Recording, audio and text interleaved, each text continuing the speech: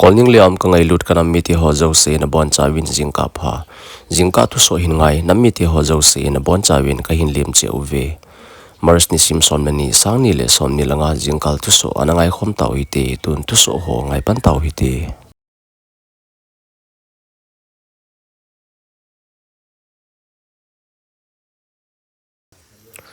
zani kho chun tangkhul ho in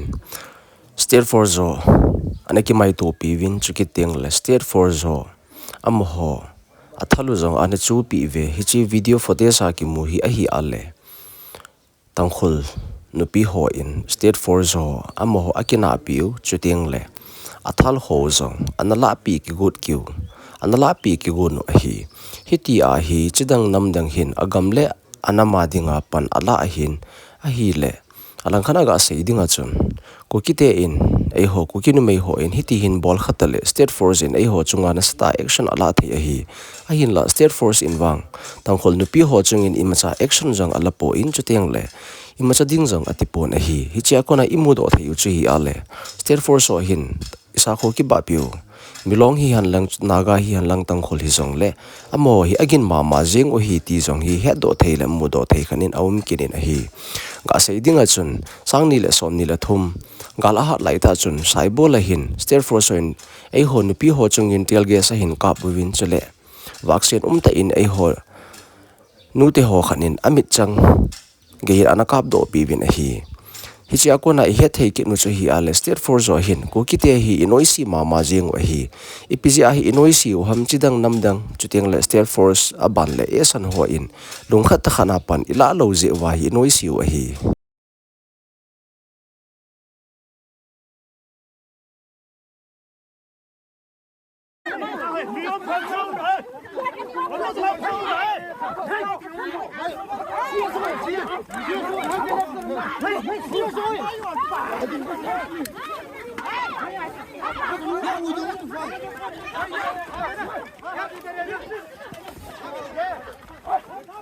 Bak tuyum bu.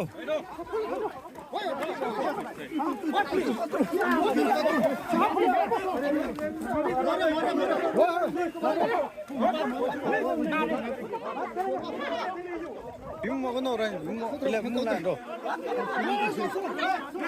Bim mo. Mai thamo, kuri mai thamo. Kuri mai thamo.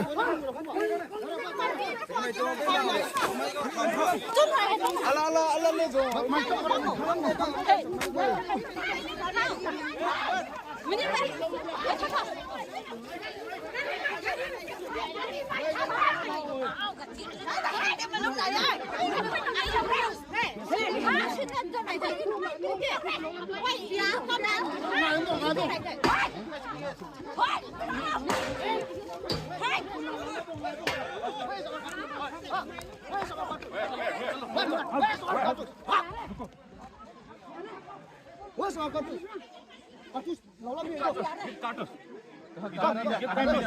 अभी मिल जाएगा दे दो अभी रुको वेट करो ये तो काटो isa ko ki bapi tangkhul ho hin ai ti apana ko ki chate hi chawdo te te ding chule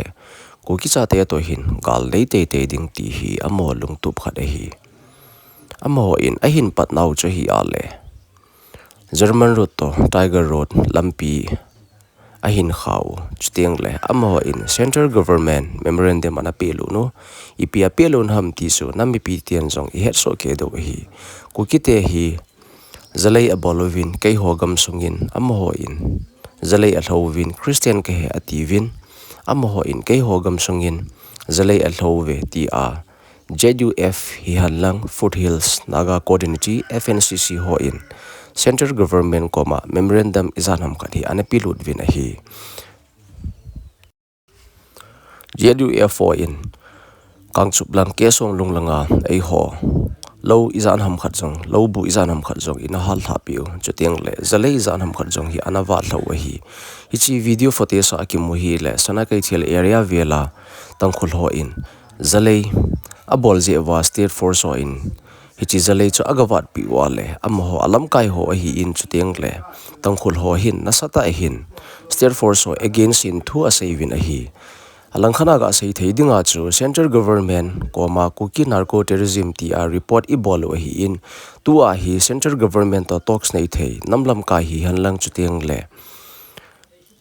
social la active for in central government hi nga TANGKHUL narco terrorism TAH hi ho in jong report bol phat hi tan chutiang le tu a hin lungkhat ta khat ne hin pan la khom hi te belong hon ban central government in kani lei bolding hi manipur gam sunga akha hi a hin la kani lei hi TANGKHUL hon jong a bol chuteng le I hon jong I bolo hi a hin la amin sidi set chu ku ki cha te hi ti jong hi ane ki he no hi te akhoi gi sana kai thiel sut mayam lai akhoi na police na popi distraction se to rakam da akhoi na distract to bi ganu hai na moi na promoting to wi moi na support to ding da conspiracy to raga popi plantation ja khoi na ka pa yadre aduna leiriba lengang na akhoi police na popi distraction to ba se moi na support to rira akhoi na to rira si se mun nei concern authority na support to sana kai thil da leiba jun mayam sina la ga akhoi chida popi distraction tauringai se moi na smile apan na pi ba se akhoi na phare moi ke no gi popi distraction da jaw doira akhoi government school da yaw doira apa ma hai biro distraction to gonu hai na government hai ri to roi ge moi gi khun gi mieng chang ga to biro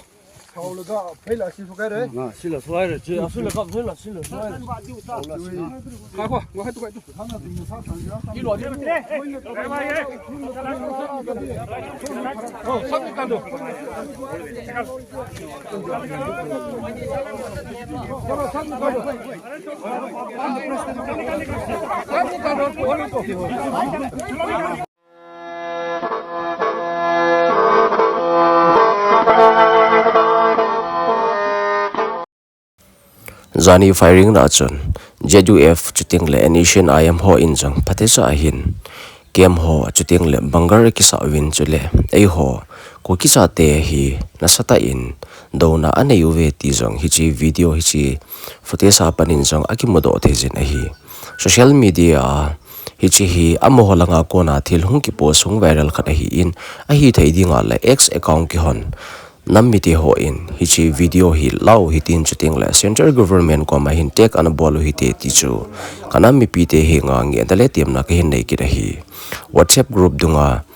ei ho la ei ho discuss ikibol sang win chuting de lam kai khanin thu asaya dem na inei sang win hi banga JUF chuting la nation IM ho TANGKHUL ho in ei ho do na dinga am ho in bangar ho akisa u ho jong hi central government head dinga hin thupo nei hui te social media e ho la e ho troll ki bol to wa social media e ho la e ho ikdem to sangwin gamlen na ma dingin na thip na le na chi na chu mang cha in lang na gamlen na ma dingin tua pa na hin na tong pantan ti chu ade sa na kanam youth ho hinga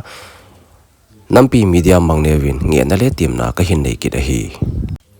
inzo phating le phat hungei sang khale kanama dinga ipisi ana kana to loham chuting le kanama dinga ipidinga kin kathip na ka chi na kanaman loham tia kisi na nei sangin sopi tu hin phan na laizin hi chi chun lamkai hole chukiting la ho nam si pe ho bo hi ngan si po hi tin lamkai ho in central government talks anei ding chule nam si pe ho in a hin kho to ngama am ho igalmi ho to ki mai to ding chuting le achinga thim ho in social media a hin central government to hin nasata a hi tek ki holding talks nei ding chukiting le social media a hi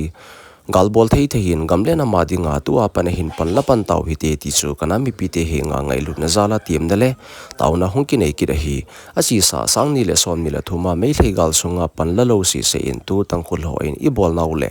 ei ho KUKI narco terrorism ti a tighter ipi naw hi ei ho in ki su mang hi te ti chu kanam youth ho hi nga tiam na le he sa na thu phon hung ki nei ki hi